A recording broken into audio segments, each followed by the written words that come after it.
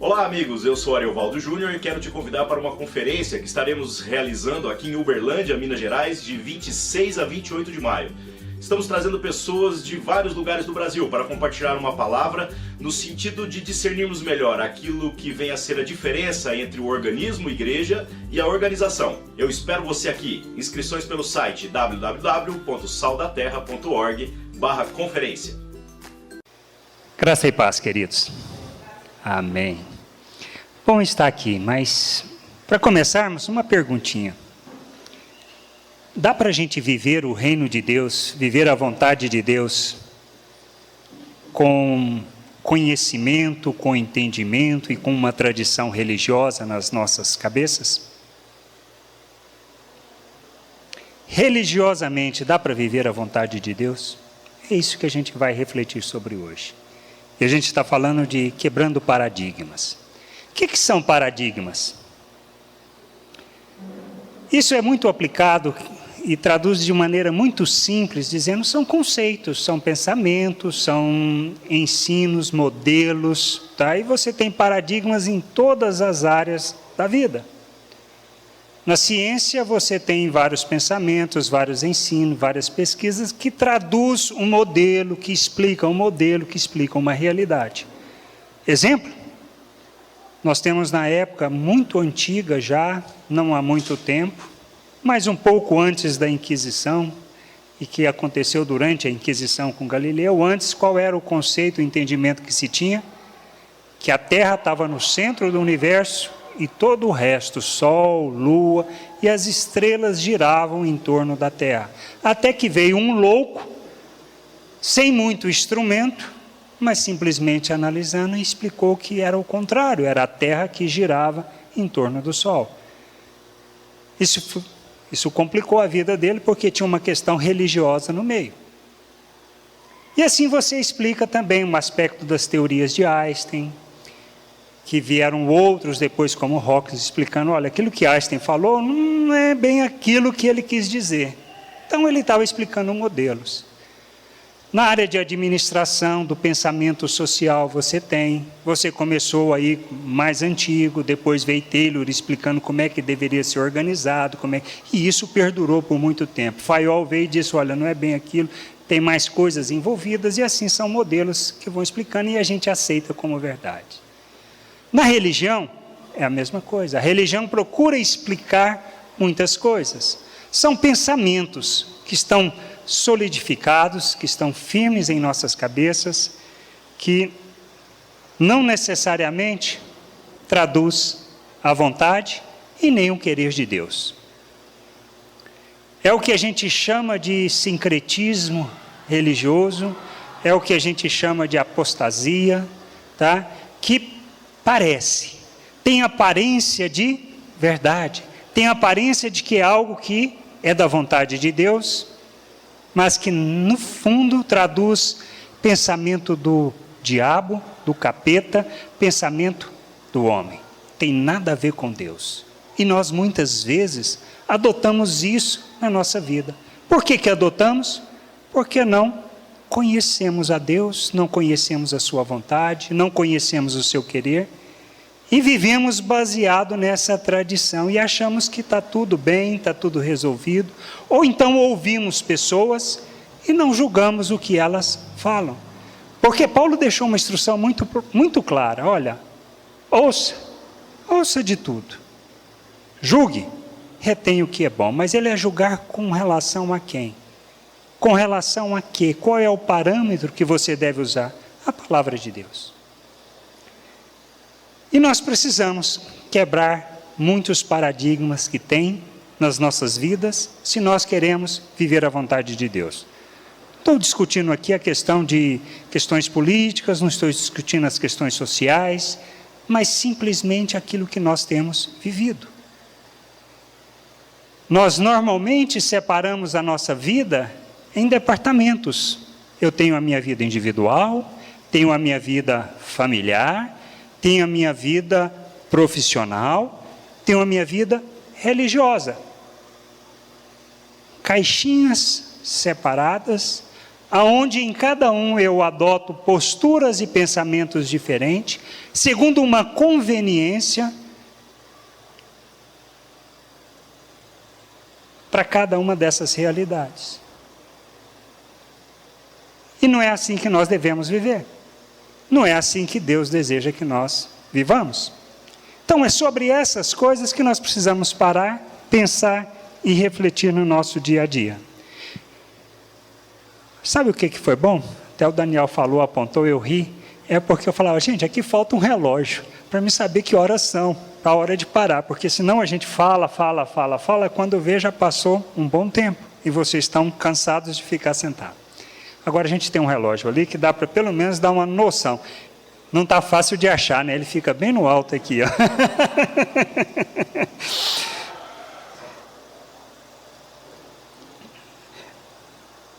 O que nós precisamos entender é esse aspecto. Eu gostaria de ler um texto que está lá em Efésios 1, do versículo 15 até o 23, diz assim.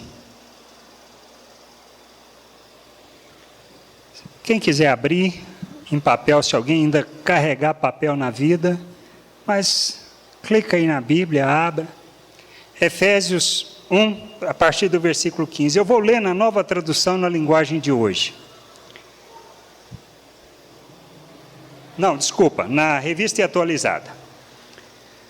Por isso, também eu, tendo ouvido a fé que há entre vós no Senhor Jesus, e o amor para com todos os santos, não cesso de dar graças por vós, fazendo menção de vós nas minhas orações, para que o Deus de nosso Senhor Jesus Cristo, o Pai da glória, vos conceda espírito de sabedoria e de revelação no pleno conhecimento dele. Vou repetir. O Pai da glória vos conceda espírito de sabedoria e de revelação no pleno conhecimento dele.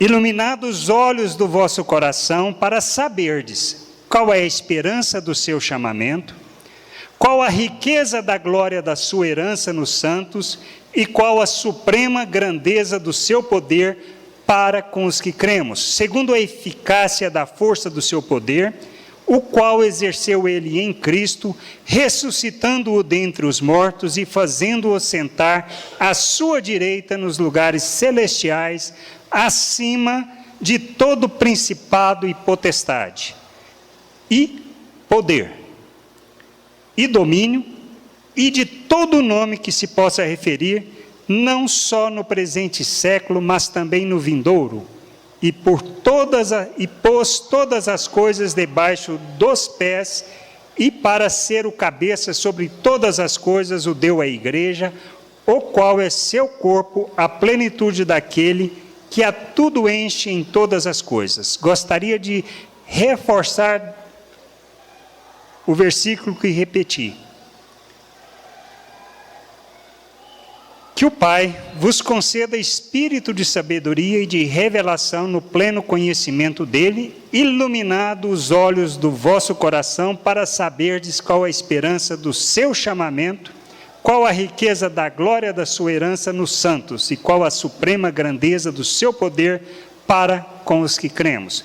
Nós precisamos, e Paulo ora por isso, e nós precisamos do conhecimento, da sabedoria e do entendimento do que Deus fez, do propósito de Cristo, qual o propósito dele em relação às nossas vidas, ele que foi colocado acima de todas as coisas, sem vivermos religiosidade. Jesus, em sua época, contestou os religiosos porque eles não estavam entendendo aquilo que Deus tinha entregue por meio de Moisés, por meio dos profetas, a todo aquele povo. Eles viviam uma religiosidade que não traduzia a vontade de Deus. Realidade presente em nossos dias e que não era diferente também quando Paulo escreveu a maioria das suas cartas. Porque é sobre esses aspectos que Paulo sempre advertiu. Essa questão de adotarmos a religião nas nossas vidas como um modelo que nos satisfaz, que atende os nossos interesses, mas não revela e nem cumpre o propósito de Deus para aquilo que Ele tem para nós como seus filhos. Paulo começa escrevendo a carta aos Efésios de uma maneira muito clara, muito explícita, que não deixa dúvida. E que nós religiosamente procuramos fazer ao contrário disso. E nós precisamos entender. Primeiro, que Deus nos fez filhos por adoção. Porque merecemos? Não, sabemos que não. Porque somos justos? Não, porque quem nos justifica é Cristo, isso Ele deixou bem claro. Que todo o plano, todo o propósito de Deus, Deus não veio corrigindo. Ele simplesmente já tinha planejado antes mesmo de criar o mundo. A cruz, Cristo, a nossa realidade, a situação, e todo o plano, todo o propósito dele. Isso nós precisamos ter muito claro. Mais do que isso, Ele nos abençoou com toda sorte de bênção nas regiões celestiais em Cristo Jesus. Não é que vai, mas que nos abençoou. Paulo escrevendo para esses irmãos, ele fala desta realidade e realidade que se aplica a nós nos nossos dias. E o que ele pede ao Pai? Que essas pessoas, e assim nós devemos pedir, não só para os nossos irmãos, mas para nós mesmos. O conhecimento, a sabedoria e o entendimento de Deus, para aquilo que Ele quer para nós. A sua vontade, o seu querer. Porque senão vamos buscar coisas que não traduzem nem a vontade e nem o querer de Deus para nós. Isso precisa estar claro. Como a gente alcança isso? Com arrogância? Não. Com dependência.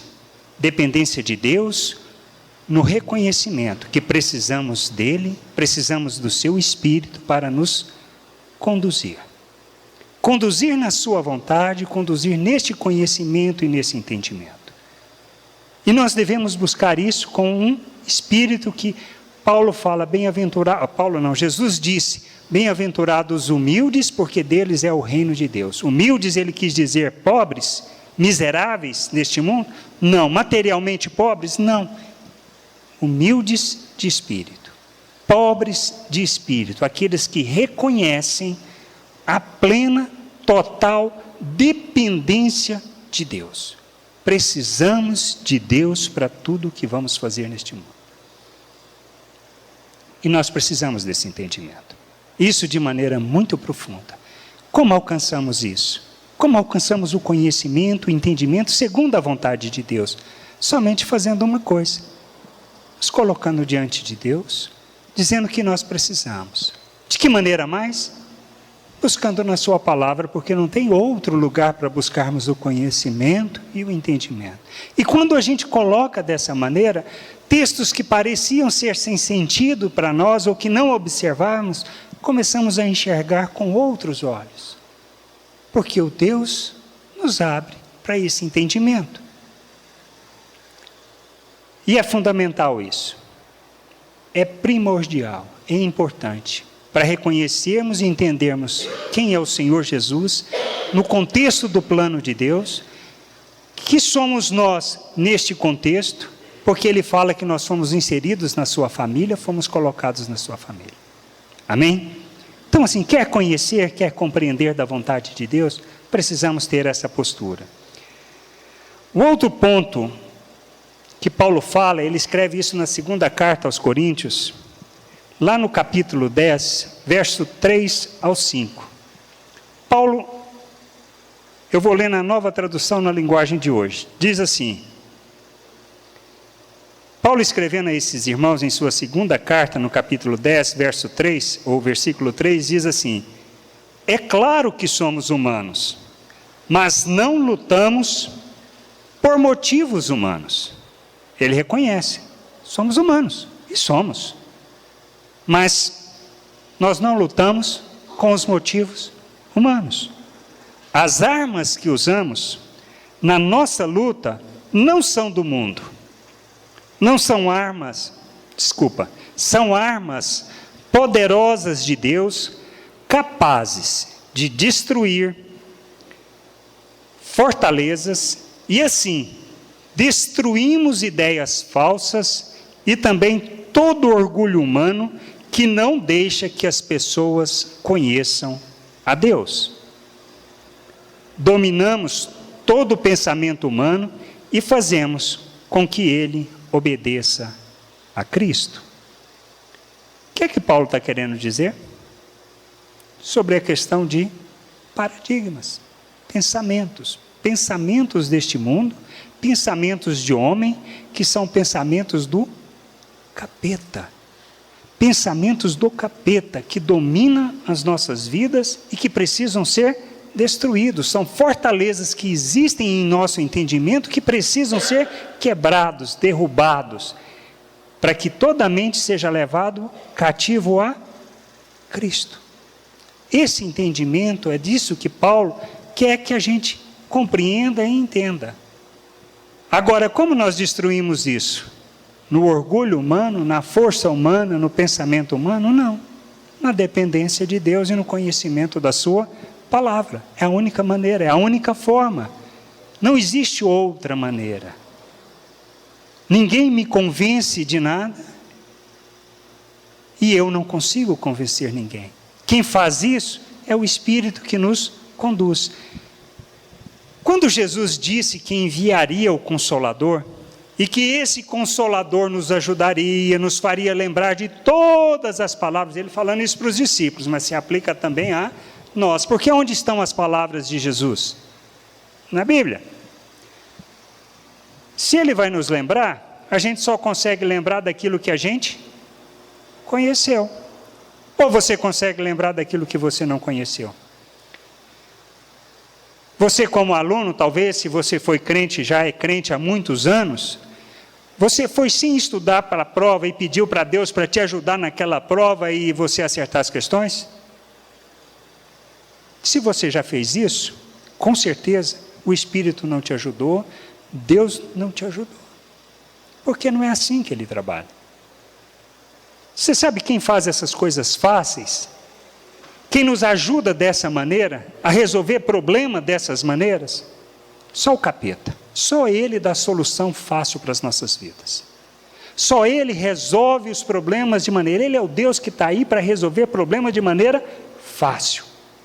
Quando você está buscando a solução fácil dos problemas que está enfrentando e da luta, na realidade, Deus não nos ajuda nisso. Ele nos dá o caminho, Ele nos ensina, Ele abre portas, Ele fecha as portas, mas tudo dentro daquilo que é fundamentado na palavra dEle.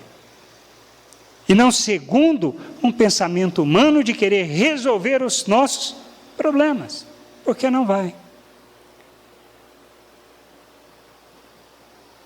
O que o diabo prometeu para Jesus? Na realidade, o que ele instigou Jesus a fazer na tentação? 40 dias fazendo jejum, estava com fome, porque ele era humano como a gente. Eu já não consigo fazer jejum de um dia de 24 horas. No outro dia eu chego esfomeado. Agora imagina 40 dias sem comer, sem beber. Cara, você é o Filho de Deus. Todo poder você tem. Manda essas pedras transformar em pão. Pensamento humano, o que queria fazer? Puta, está aí a solução. Resolvido. Ele tinha poder para isso? Tinha. Isso é ideia de quem? Do capeta. Isso não é ideia de Deus. O que Jesus respondeu baseado na palavra? Quão é importante conhecer a palavra? Porque ele falou o quê? Nem só de pão viverá o homem, mas de toda a palavra que procede da boca de Deus.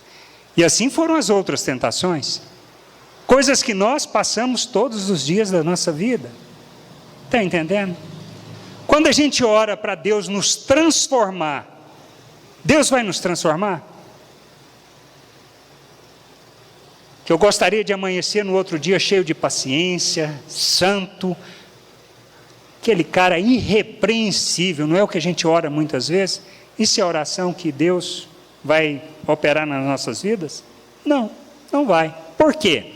Porque nós não estamos com o entendimento correto daquilo que Deus disse que fez nas nossas vidas e do que nós temos que fazer como seus filhos, na dependência do poder e autoridade que Ele já nos concedeu. Está entendendo isso? O que nós recebemos quando nós nos convertemos, quando nós nos submetemos a Deus? Nós recebemos do seu Espírito, ou não? Ou eu não recebo do Espírito, eu tenho que ficar clamando, Espírito, vem na minha vida, enche a minha vida? É isso que eu devo fazer? Não. Até essa canção que nós cantamos é um sincretismo de uma tradição religiosa que não traduz o que a palavra fala. O Espírito nós recebemos quando? Quando nós nos convertemos, quando nós entregamos a nossa vida. Esse Espírito derramou de forma abundante sobre as nossas vidas o quê? Poder e autoridade. Para quê? Para vivermos uma vida conforme a vontade de Deus. Quem escreveu sobre isso? Pedro também escreveu sobre isso. Que nós recebemos lá em 2 Pedro, capítulo 1, verso 3 e 4. Nunca esqueça esse. Se você tiver alguma dúvida, nunca esqueça desses versículos, vá lá e lê. Porque nós recebemos tudo o que precisamos para viver uma vida que agrada a Deus. Nós somos coparticipantes da natureza divina. Para quê? Para poder rejeitar todas as paixões humanas. É esse entendimento que precisa ser transformado. E a gente sempre precisa lembrar destas coisinhas, é onde nós somos tentados e provados. Por exemplo, a canção que a gente pede para a gente canta alegre, feliz, dizendo aqui, enche a minha vida. Espírito, enche a minha vida. O Espírito vai encher a minha vida? Vocês já pensaram sobre isso? Ou não? O que Paulo aconselha os irmãos a fazer quanto à relação, com questão de encher do Espírito? Ele fala o quê? Espírito, vá lá e encha a vida dessas pessoas. É assim que ele falou? Não. É assim que ele orou? Não. Ele admoestou aquela igreja a dizer o quê? Enchei-vos do Espírito, fazendo o quê?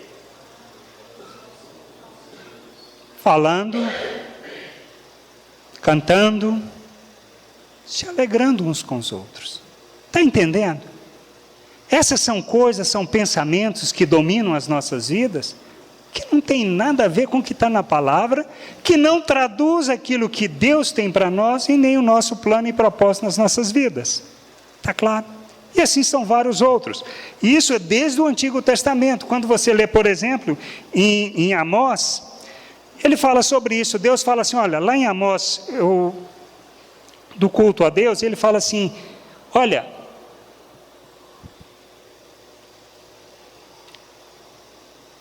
lá em Amós, no capítulo 5, do 21 ao 23, diz assim, o Senhor diz a seu povo, Amós falando por intermédio de Deus, diz assim, olha, eu odeio, eu detesto, eu estou lendo na Nova Tradução na linguagem de hoje, eu odeio, eu detesto as suas festas religiosas. Não tolero as suas reuniões solenes, não aceito animais que são queimados em sacrifícios, nem as ofertas de cereais, nem os animais gordos que vocês oferecem como sacrifício de paz.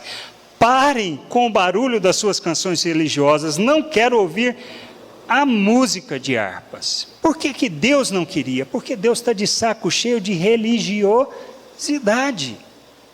Pessoas que estão vivendo segundo uma tradição, pensamento, não entendendo. E logo depois o profeta fala daquilo que Deus se agrada. O que ele fala?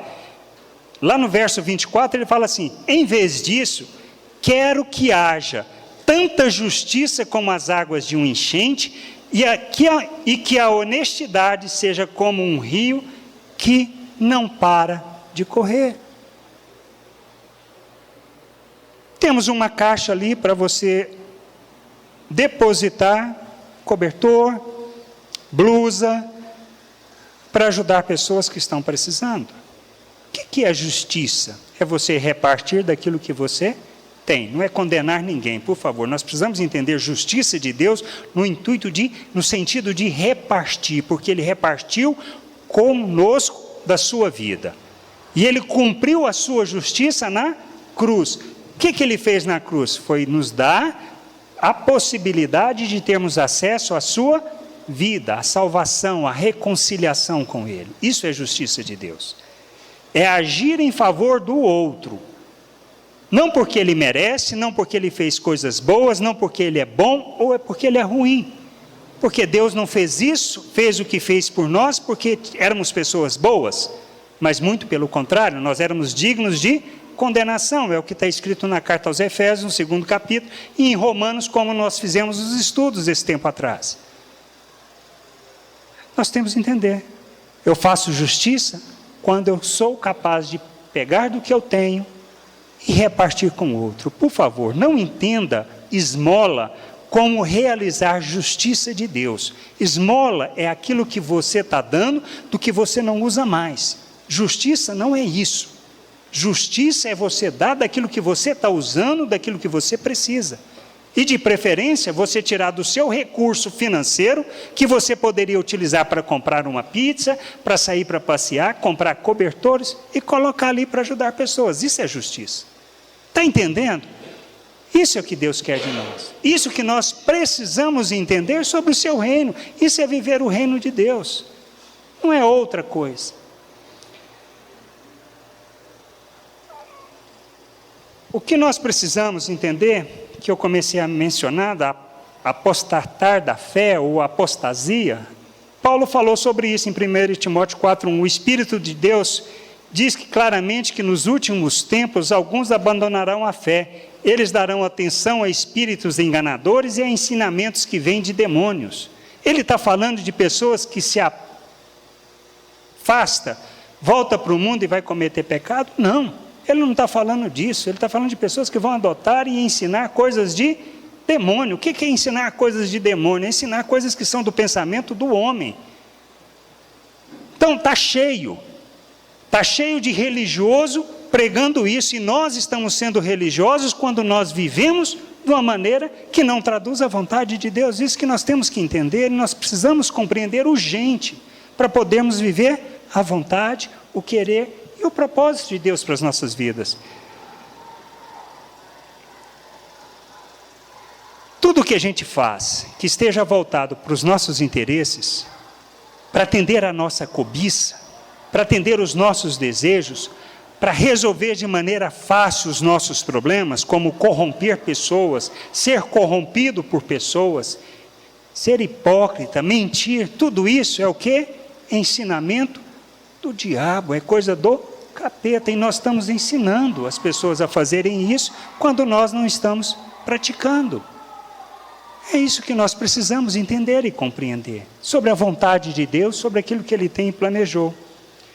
Então, todas as vezes que deturpamos a palavra, nós estamos falando disso. Jesus disse também que o amor, no final do tempo, lá em 24:12, Ele diz que a maldade, o pecado, a iniquidade vai se espalhar tanto que o amor irá se esfriar.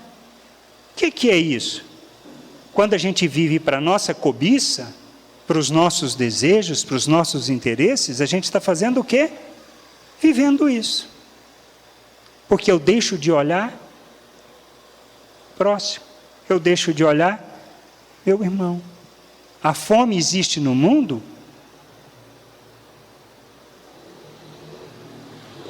não por maldição de Deus, não porque Deus está punindo. Pai, existe. Comida tem para todo mundo. Mas o que está faltando, como diz o Paulo Júnior? Irmão. Está faltando nós agirmos como irmãos. Se existe pessoas passando frio, é porque nós não estamos agindo como irmãos. De quem é o papel fazer isso? De quem é o papel revelar Deus? De quem é o papel manifestar Deus ao mundo? É meu? Não.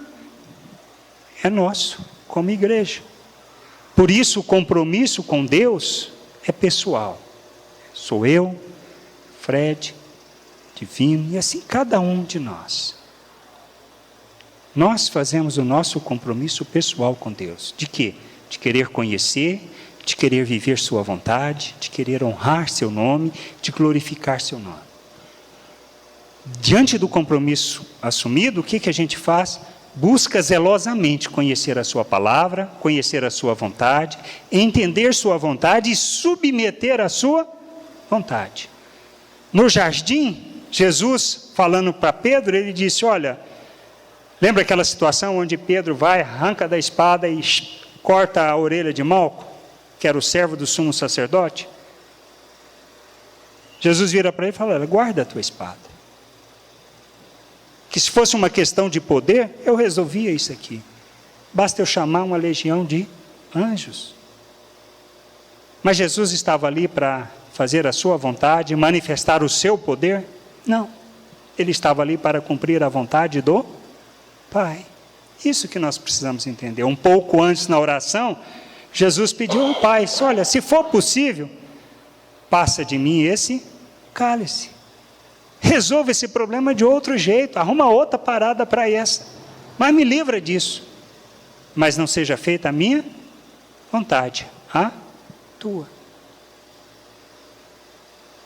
Nós temos muito medo dos problemas, das dificuldades. Nós achamos muitas vezes que é punição, maldição de Deus, porque cometemos pecado. Querido, não é. Tudo isso sobrevém nas nossas vidas, simplesmente Deus revelando o seu amor para que nós aprendamos a crescer. E isso tem referência também no Antigo Testamento, tudo, onde fala que Deus nos forja. Tá? Querido, é somente com muito trabalho, porque nós somos muito teimosos, nós somos muito cabeça dura, nós resistimos demais a Deus. Nós não somos diferentes de Paulo. Paulo, no seu testemunho com o rei Agripa, ele fala, olha, ele menciona esse aspecto que Jesus falando com ele, fala assim, olha, Paulo, pior coisa é você resistir os ferrões, que era recalcitrar contra os aguilhões. Vocês sabem o que é ferrão? Vocês têm ideia do que é ferrão? Não. Sim? Não? Ferrão, quem sabe o que é ferrão? Só o mais velho aqui que sabe, com certeza que for em fazenda, bem antigo, não fazenda nova, tem que ser fazenda bem antigo. Você tocava gado, tocava boi com ferrão. Tá? Era um pedaço de pau com uma ponta bem afinada de ferro na ponta que você cutucava na bunda. Principalmente usava muito também para tocar carro de boi. Você amarrava lá 10, 12 bois num carro de boi, o bicho carregava o carro de boi que era um carro de madeira, com roda de madeira pesado para chuchu, enchia de carga, você tinha esses bois tinham que levar a carga de um lado para o outro. Qual era a forma de fazer isso? Cutucando com o ferrão, para que esses bichos andassem para frente. Nós resistimos a Deus. Deus tem nos falado, assim como falou com Paulo. A conversão de Paulo não foi ali na estrada de Damasco, começou muito antes disso, Deus usando várias pessoas. Inclusive, e provavelmente, ele estava lá naquele sinédrio, no dia do julgamento de Jesus, depois ele estava lá na situação de Pedro e João, depois ele estava lá na situação de Estevão, inclusive morreu a seus pés. Deus estava usando tudo aquilo para converter aquele homem para o plano que Deus tinha. Deus salva aquele homem. E o pior de tudo isso, quando a gente lê essa história, Paulo falando, olha, lá no meio-dia, solão, imagina, Damasco, estrada de Damasco, sol, calor absurdo, o trem deve estar quente, brilhando, feito um condenado, aquilo lá. Da Paulo fala assim, que uma luz mais forte do que o sol. Não só satisfeito com isso, ele ainda cai do cavalo, é derrubado do cavalo. Jesus vira para ele e fala, Saulo, Saulo, por que você me persegue? Ele vira para Jesus e ainda fala, né? Fala, mas que é isso? Quem está perseguindo? Não estou perseguindo você não. Jesus vira para ele e fala o quê? Está entendendo o que a gente precisa entender? Paulo perseguia a igreja era o corpo, e nós temos que entender que somos corpo, como somos família, e nós precisamos desse entendimento, desse discernimento para viver a vontade de Deus. Querido, ninguém, a não ser você mesmo, que impede de experimentar e conhecer a vontade de Deus. E nós precisamos fazer isso, e é uma jornada. Como é que eu quebro paradigmas? Como é que eu desmonto tudo isso? nesses passos mencionados. Reconhecer que precisa de Deus. Reconhecer que depende de Deus. Compreender a obra de Deus nas nossas vidas, a capacitação que nós recebemos. A jornada que nós temos não é para alcançar alguma coisa, mas é revelação daquilo que nós já alcançamos. Nós fomos criados em Cristo para as boas obras, então nós temos que fazer e viver boas obras. Nós vivemos e fazemos boas obras não para alcançar bênçãos, não para ser beneficiados com alguma coisa, nem para sermos recompensados com a salvação no dia do julgamento. Nós somos salvos por causa da obra de Cristo. E fomos criados em Cristo para as boas obras. Então nós revelamos Cristo quando nós fazemos as boas obras. A santificação, que é a jornada para transformar esse entendimento, não é para nos aproximarmos de Deus, mas para revelarmos Deus ao mundo, para manifestarmos Deus por meio das nossas ações. Está entendendo os passos para quebrar e derrubar? Nós precisamos do entendimento, do conhecimento da palavra, daquilo que Deus fala, e andar segundo aquilo que alcançamos, conscientes daquilo que Deus fez nas nossas vidas, que não estamos aqui para viver uma religiosidade, mas para revelar o reino de Deus. Onde? Em todo e qualquer lugar. Com qualquer pessoa, em qualquer lugar que eu estiver, eu tenho que revelar Deus assim como o nosso Senhor revelou. O meu alvo, ser Cristo, não é uma caminhada no sentido de alcançar, mas é no sentido de revelar aquilo que eu já fui alcançado por Deus.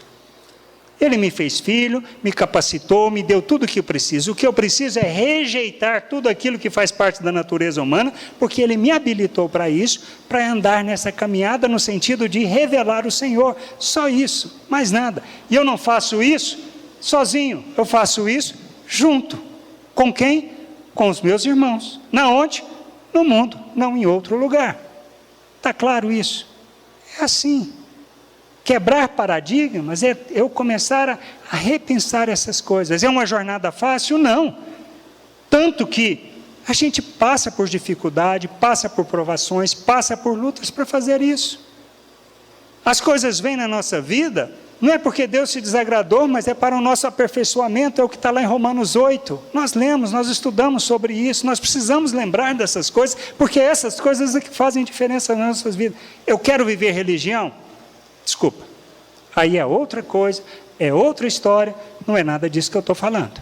Aí sim, tem várias religiões, várias promessas para resolver seu problema. Você pode escolher a que você quiser, a que for mais fácil para você, mas não é isso que Deus tem para nós, não é isso que Deus quer para você. Paulo pode não ter entendido porque tantos anos na prisão, se ele poderia estar pregando o Evangelho. Se ele soubesse da vontade de Deus, do plano dele escrever essas cartas para que nós pudéssemos ter acesso e entender o que ele tinha planejado, talvez Paulo teria feito mais tranquilamente ainda. Mas ele não sabia, ele simplesmente escrevia porque sabia que tinha que escrever para aqueles irmãos. São coisas que nós usamos para entender da vontade de Deus. Um homem com aquele potencial, com toda aquela capacidade, com todo aquele conhecimento e com uma capacidade de argumentar muito grande, poderia ter sido muito utilizado naquela época. E poderia estar livre, mas ficou preso boa parte da sua vida escrevendo para nós também.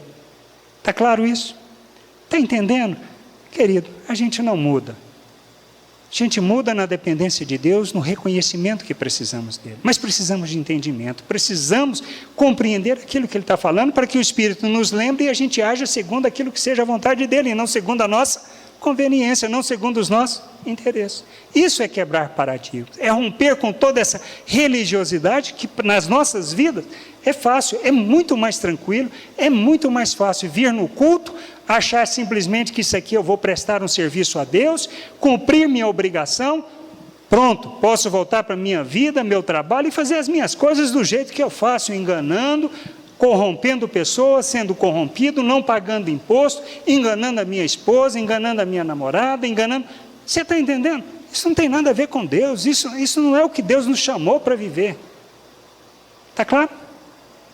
Está claro para nós? Está entendendo? Nós precisamos repensar. Fazer o que Paulo fala, Romanos 12.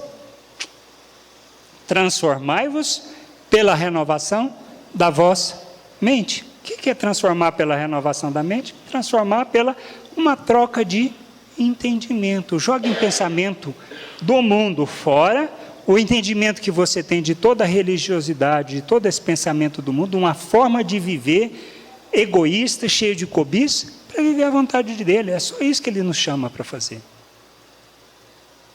Mas precisamos entender qual é a vontade. Sem esse entendimento, a gente não vive. E não tem outro lugar que não seja na Bíblia, para você poder julgar o que eu falei, para julgar o que outras pessoas falam aqui na frente, para julgar as canções que nós cantamos. Está entendendo? Amém? Queridos, passado o tempo, algum recado? Não? Vamos nos pôr de pé.